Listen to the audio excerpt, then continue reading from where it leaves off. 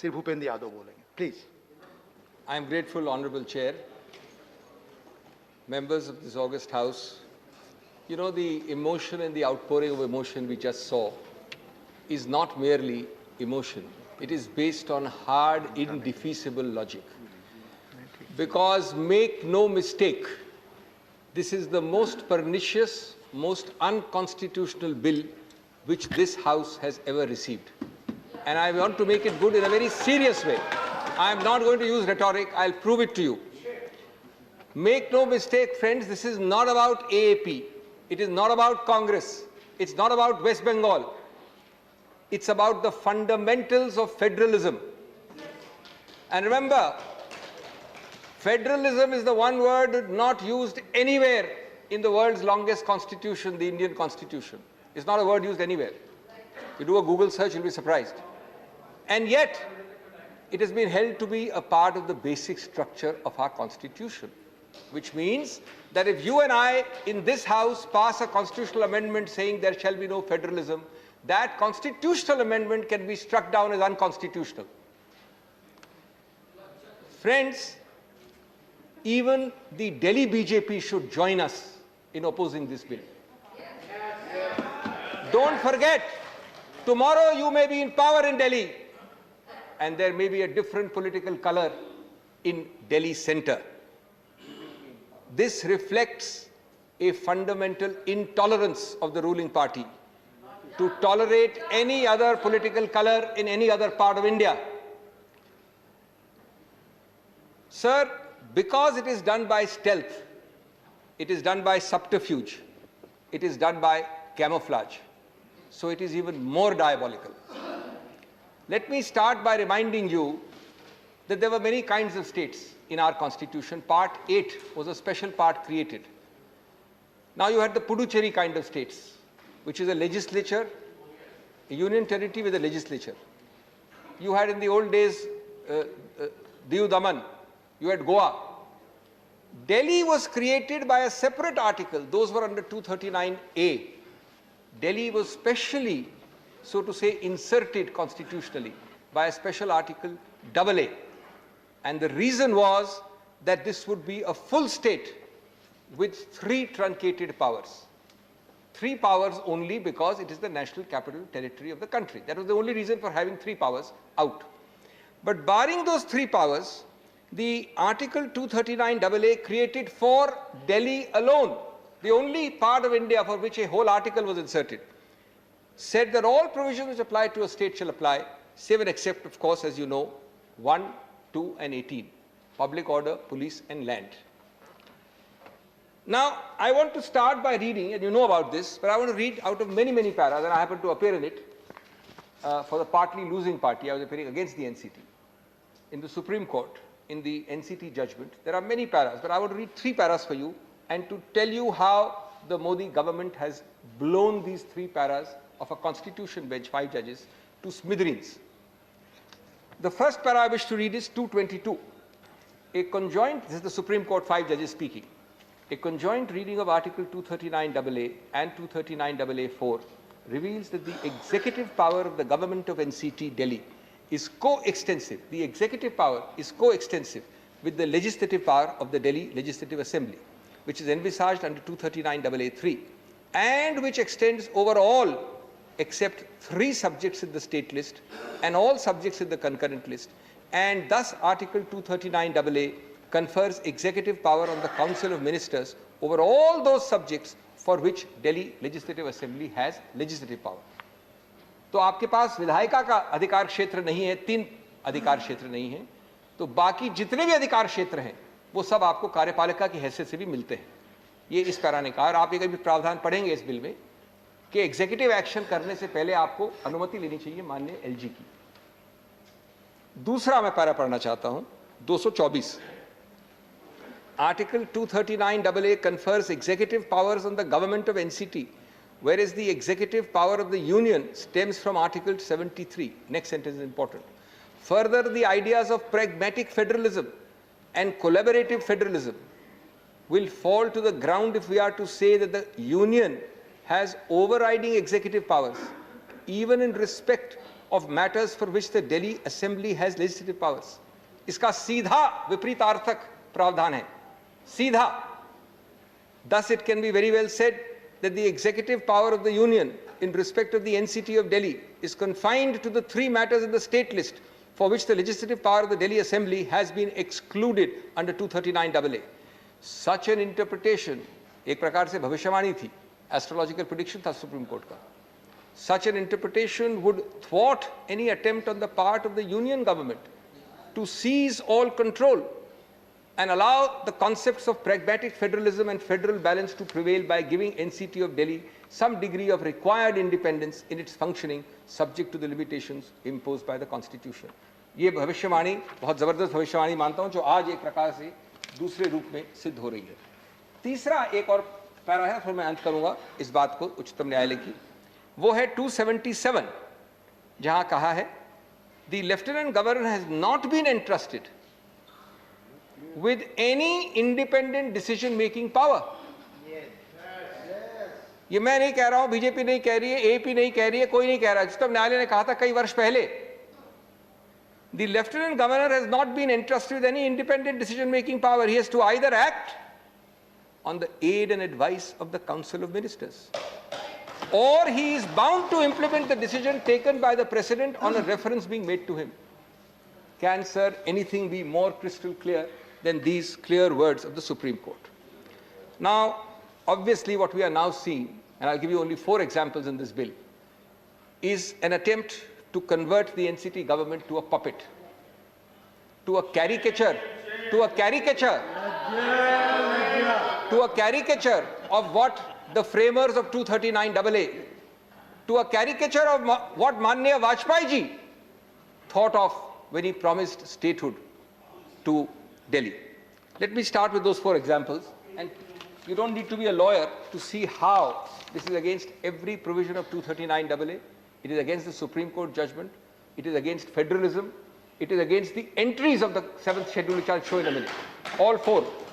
Now, the first example from this bill has clause 4, which says in section 33, after the Principal Act, the proviso shall be added. तो पूरा proviso जोड़ते हैं. ये proviso बड़ा रोचक है.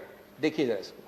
Provided that the Legislative Assembly shall not make any rule to enable itself, Assembly of Delhi shall not make any rule to enable itself or its committees to consider the matters of day-to-day administration of the capital or conduct inquiries in relation to the administrative decisions and any of the rule made in contravention of this proviso before the commencement of this act shall be void.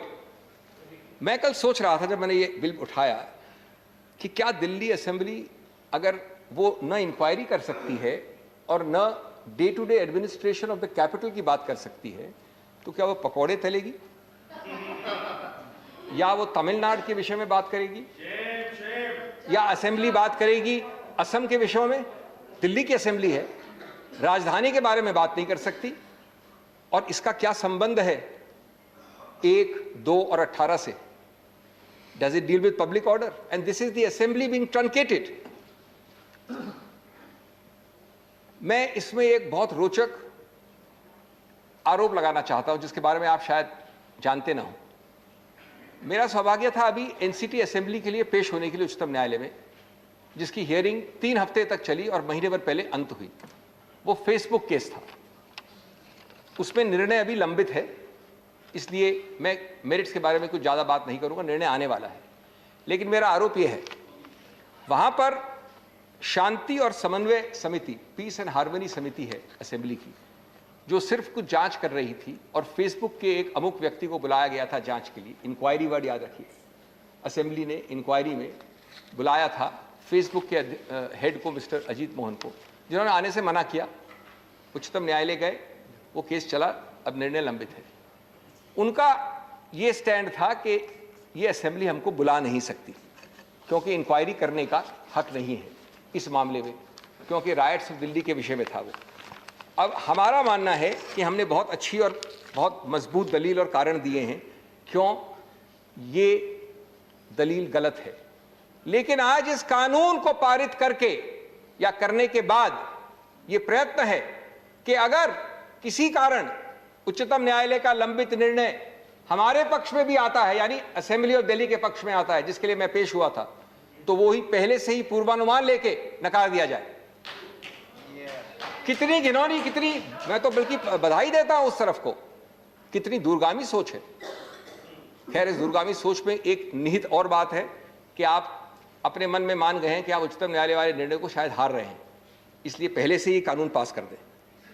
अब आपने इसमें inquiries की बात की, जो मैंने अभी पढ़ा प्रोवाइजो कि लेजिस्लेटिव असेंबली कैपिटल में डे टू डे एडमिनिस्ट्रेशन में या इंक्वायरीज के बारे में कुछ नहीं कर सकती। अगर रूल बनाती है तो वो निरस्त है, वॉइड है।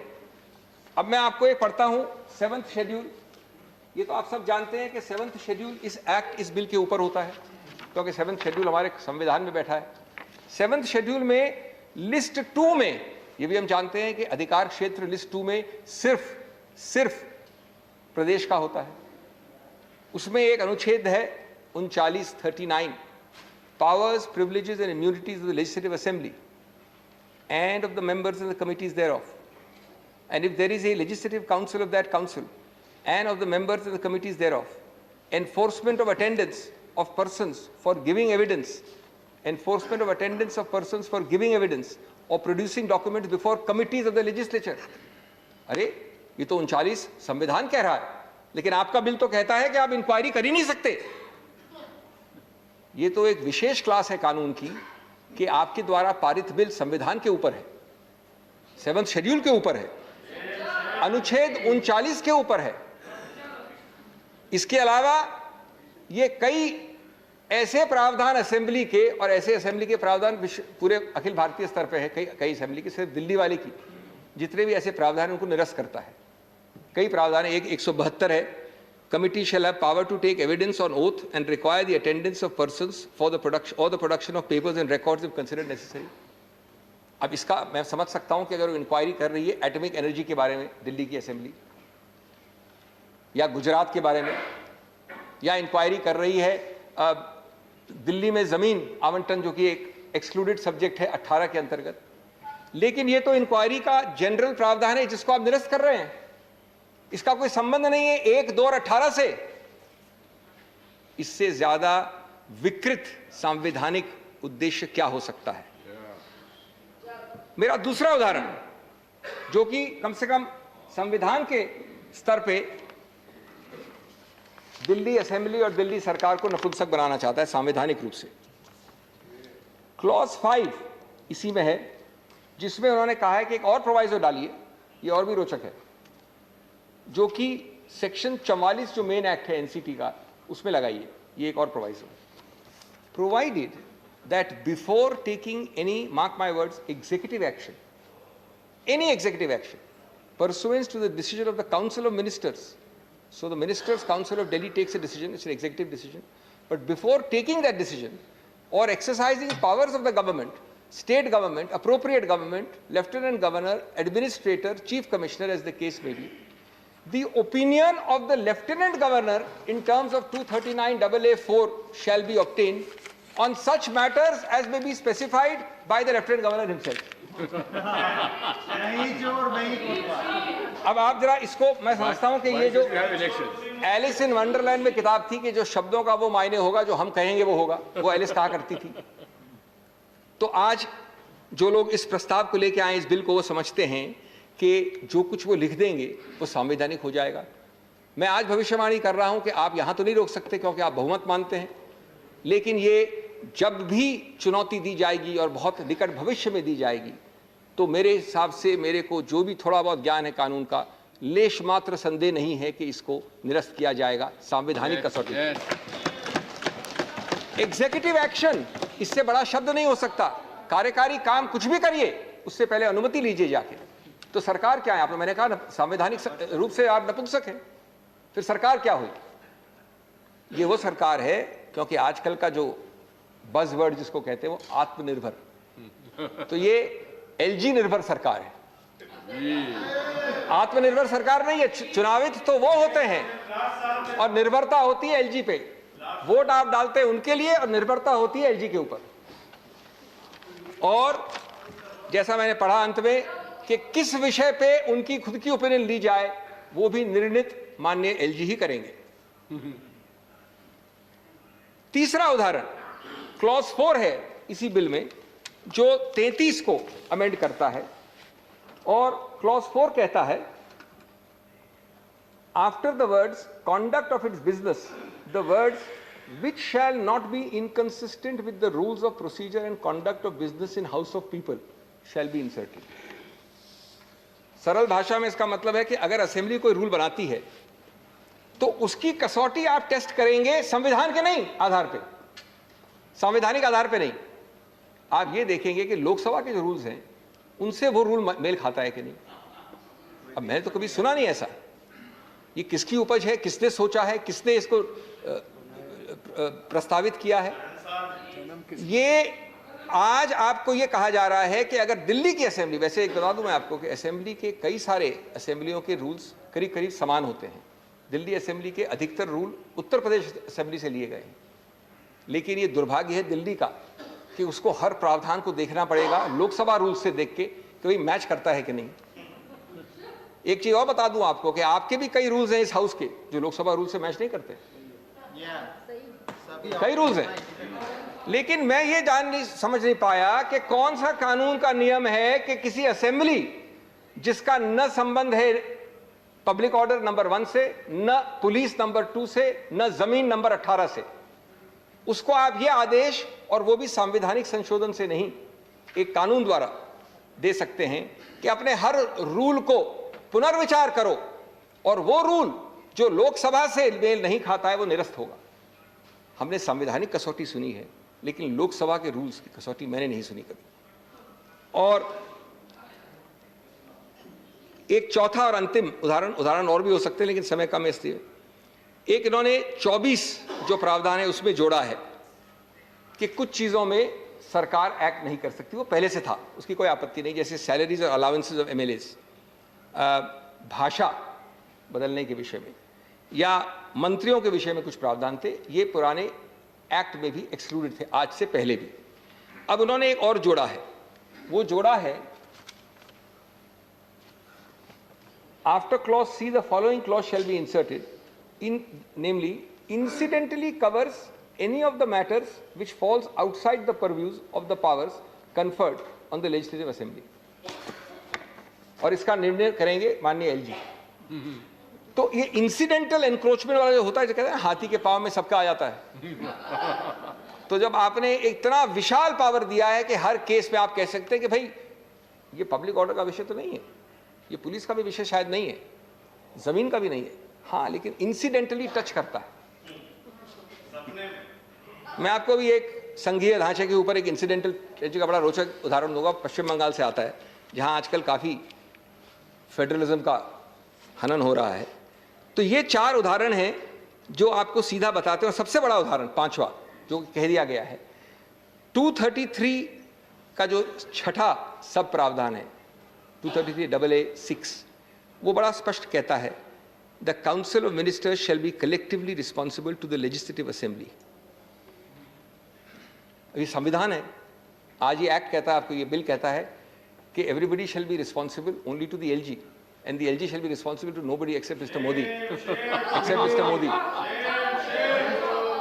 There is an article which says that you are responsible, as in every system, the Council of Ministers reportable to the Assembly. But here the Council of Ministers has to be called in the name by changing this to the LG. It's directly contrary to that para I read of the Supreme Court and this provision. Friends, I want to just take a few minutes more on a larger issue. And this larger issue I started with by saying, it is not about this or that, it is about the fundamental basic structure component which is called federalism. If you see our debates and our founding fathers whose wisdom far exceeds the wisdom of all of us put together, they wanted very much India to be a federal country. But the debates show that they desisted, they pulled back, because they were concerned with the fissiparous tendencies the country was seeing in the immediate aftermath of partition. So they ultimately ended up making the Indian Constitution almost entirely unitary, heavily unitary, with a few federal features. That is why scholars and experts, the most famous at that time was Kenneth Weir of Australia, gave a phrase to it. He said, it's a quasi-federal constitution. Now, The remarkable part about this largely unitary or quasi-federal constitution is that in conception and design and theory, something which was largely unitary, in 70 years of actual operation has experienced a huge amount of accidental, unintended or inadvertent federalism, for which we should be proud. And therefore, it has become now, federalism has become a remarkable vehicle for managing diversities, multiplicities and pluralities, though not quite so drafted. Today, after 70 years of the evolutionary trajectory of creating more and more federalism in practice, called unintended accidental federalism, this government, not here, but in several examples, I'll give 2 or 3 in a minute, is pulling back, destroying, except in jumlas, phrases like cooperative and competitive federalism are jumla words. The real word is, on operation, coercive federalism. Now, the 6 reasons why in 70 years, and this can be subject to a long debate, I'll take less than 2 minutes, but I must give you the 6 reasons why I believe that we have become more and more federal in actual practice, is 1, linguistic federalism. The 3-Language Act, etc. of the 60s, it has stood the test of time. 2nd, prompt judicial review, invalidation of exercises of presidential rules, President's rule. Bommai came in 94. After Bommai, there have been hardly 20 cases of President's rule or toppling of governments. The Jharkhands, the Goas, the Karnataka midnight hearing, the Maharashtra, etc. But only 20. Earlier there were many more. Why? Mainly because the Supreme Court stops in and promptly reverses or invalidates or gives a judgment within months. When poor Mr. Hegde filed Bommai, 2 governments changed before the Bommai judgment came. So he only got a declaration, which he could frame in his drawing room, that I have won. But he got no relief. The 3rd is Panchayati Raj and municipal decentralization by the 73rd and 74th Amendment. Yes. Today, if you go, all of you do go to your constituencies or areas, millions, and many of them women, stand across and take decisions. This is decentralization, federalism. 4th, regional parties and regionalism. We don't like the cacophony and the chaos of regional parties. But these regional parties and regionalism is the heart and soul of federalism. Economic liberalization. Prior to 1991, a cabinet minister was equal or possibly more powerful, I would say, than a chief minister. Today, a central cabinet minister is 1/3 to 1/5 the power of a chief minister, whether he likes it or not. The rank is the same. Because economic liberalization means the state doesn't have to ask the center, and most industrialists can pass their life without traveling to Delhi. Earlier, they used to be on a weekly visit to Delhi. Last, fiscal federalism. As the Honorable Finance Minister mentioned in the last debate, 30% fiscal devolution is now somewhere around 42%. These are 6 federating influences which have made our unitary constitution more and more and more federal, for which we should all be collectively proud, irrespective of party color. Yes. Now, let me give you some examples of coercive federalism of this government. And today's bill is the most outstanding example in the negative sense of that coercive federalism. But the earlier examples are equally bad.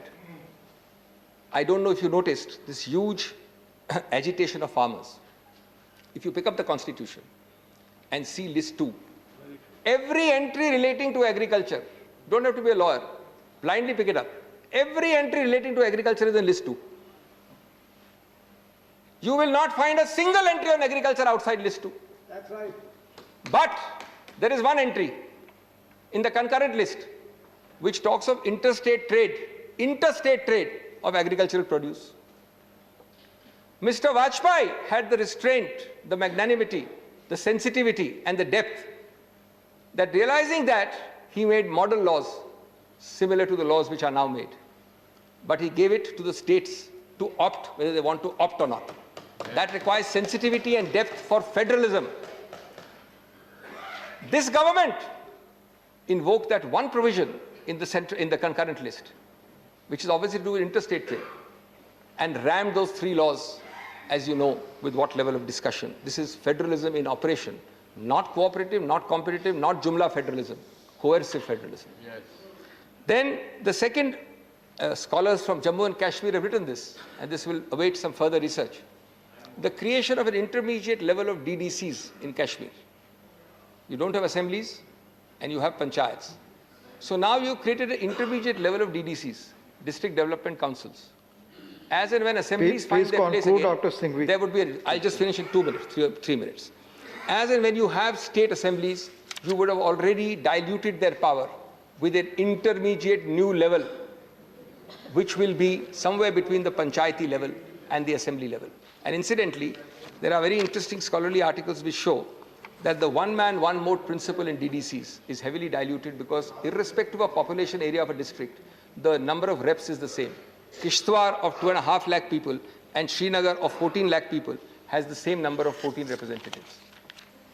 Friends, I'm just ending. Mr. Chairman, just bear with me for 2 minutes. West Bengal सुर्खियों में है राजनीतिक कारणों से. उन सुर्खियों के साथ साथ आपको याद होना चाहिए कि आजकल सीबीआई केज्ड पैरट होना तो फिर भी सही है, उसका उल्टा है. वो बुल के प्रकार हर घर में घुसना चाहती है. सीबीआई कहती है कि हमारे 2 सीमाएं हैं, या तो हमको अनुमति दे प्रदेश या उच्चतम न्यायालय या उच्च न्यायालय का आदेश हो. जब दोनों नहीं हो तो फिर भी हम कैसे घुसें किसी प्रदेश में? अब दोनों नहीं हो. प्लीज इतना सब्र दिखाया है, 2 मिनट और सब्र दिखाया. इतना सब्र दिखाया है, आग्रह है, प्लीज पीछे बैठ कर ना बोले. प्लीज पीछे बैठ कर ना बोले. आज पश्चिम बंगाल के चुनाव में एक बड़ा रोचक उदाहरण है फेडरलिज्म के विषय में, संघीय ढांचे के विषय में. ये जानते हुए कि सीबीआई किसी क्राइम में जो पश्चिम बंगाल में हुआ है, पश्चिम बंगाल की अनुमति के विरुद्ध नहीं जा सकती और पश्चिम बंगाल ने अनुमति दी नहीं है, बहुत पहले ले ली है वापस. तो चूंकि कोयला इस कोयले से संबंध रखता है, कोयला क्योंकि रेलवे की साइडिंग में जाता है, उसकी चोरी, उसकी हत्या बहुत दूर, कई मील दूर पश्चिम बंगाल में हुई है, लेकिन वो संबंध रखता है कोयले से. तो वो कोयले से जो जाती है साइडिंग, वो रेलवे लैंड है. और रेलवे लैंड के आधार पर सीबीआई कहती है कि हमारा अधिकार. Please conclude now. ये आपको संघीय ढांचे का उदाहरण दे रहा हूं मैं. Please conclude. आप मान्यवर प्लीज कंक्लूड. एनीवे मान्यवर, आप मेरी बात नहीं समझे. Please मैं ये कह रहा हूं, मैं सिर्फ ये कह रहा हूं, डॉक्टर सिंघवी, कि प्लीज कंक्लूड. संघीय ढांचे की दुहाई देते हुए आप संघीय ढांचे की हत्या कर रहे हैं. डॉक्टर सिंघवी, प्लीज और कंक्लूड. अब मैं एंडिंग सर, मैं सिर्फ ये कहना चाहता हूं, may I end by the sterling, ringing, fantastic words of the supreme leader, of a supreme leader in this country. Let me quote. He said some years ago, "It is, however, a matter of great concern that the federal structure of our republic has come under increasing strain, contrary to the spirit of our constitution, merely to suit the whims and fancies of the rulers in Delhi. What we are witnessing today is the systematic disruption of our country's federal structure, both in letter and spirit, and this will simply lead to chaos and destruction." Thank you. I salute Thank the you, Dr. Supreme Leader. Singhvi. But the Thank Supreme Leader who said this on 25th January 2012 was respected Mr. Narendra Modi. Thank you, doctor Singhvi. Shri माननीय भूपेंद्र गुप्ता जी.